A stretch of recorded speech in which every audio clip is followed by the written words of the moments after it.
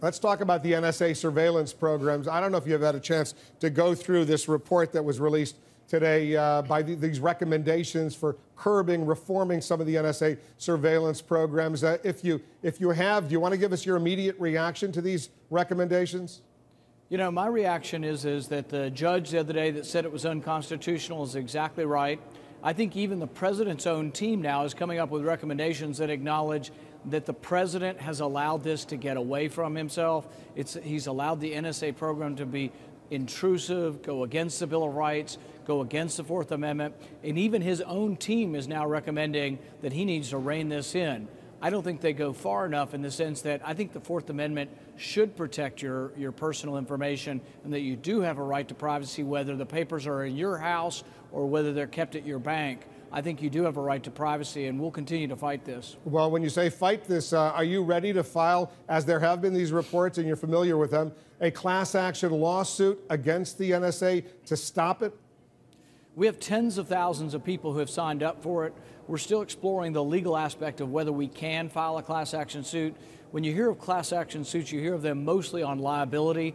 This would be a class action suit on a constitutional question, and it might be the first of its kind if we can file it. The problem is the courts sometimes say you have no standing, and the NSA will say, hey, prove we were spying on you, but we won't give you any information whether we were or weren't. So we're exploring it from all different ways. I've also introduced legislation that would give people an easier time having standing in court, and that if a phone company gets an order from the secret court, the FISA court, that they would be able to appeal this into a public court or the Supreme Court. There's a lot of venues where we're trying to reform. Bottom line is I don't think the NSA should be spying on Americans. I think they should be spying on terrorists. You believe Edward Snowden, and arguably we're having this discussion right now because of his leaks, do you believe he broke the law or was a whistleblower?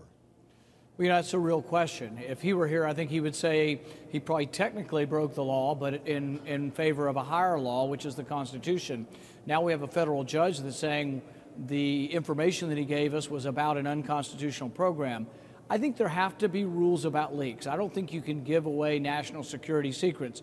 But at the same time, I'm very offended that the intelligence director lied to Congress, which is perjury and punishable by time in jail. And the president has glibly gone on his way, has not asked for his resignation, has not said that he will try him in court for lying to Congress.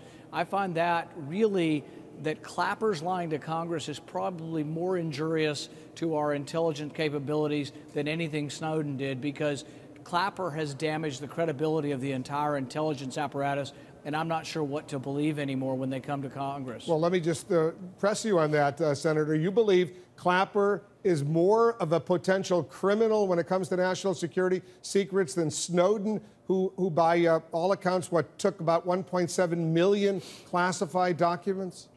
I think the law is the law, and they both broke the law, and that one shouldn't get off scot-free. And even Snowden, I think, really broke the law. We can't have people revealing secrets. But at the same time, there is some question whether or not you can be a whistleblower in our society and whether you can release information that you think that the government is breaking the law. And that is the argument here, and now it's been upheld by a federal court saying that the government is breaking the law. And I do think what our government is doing is unconstitutional. And I really think that in order to restore confidence in our intelligence community, I think James Clapper should resign. So just to be precise, if it were up to you, you'd have the Justice Department file charges, criminal charges against James Clapper? Otherwise, you're just encouraging people to lie to us, and then we have no confidence now. If the intelligence community says, oh, we're not spying on Americans, well, and they are, and then they say we're not collecting any data, it's hard to have confidence in them. Now they're saying, oh, we capture terrorists with this data. Are we to believe them or not to believe them? If they are going to come to us and lie, it really damages the credibility, and it's damaged our credibility worldwide, but really with the American people, because we don't know what to believe. So I don't know how you can have someone in charge of our intelligence who has known to lie in a public forum to Congress. And to lie without repercussions, I really blame the president for not taking a better handle on things. One final question before I let you go, Senator. On these U.S. drone strikes, there's now a report that a drone strike in Yemen, instead of killing al-Qaeda terrorists, that was the suspected targets, wound up killing, this is according to government officials in Yemen, killing a wedding convoy including 14 civilians who had nothing to do with al-Qaeda. What's your position on these U.S. drone strikes?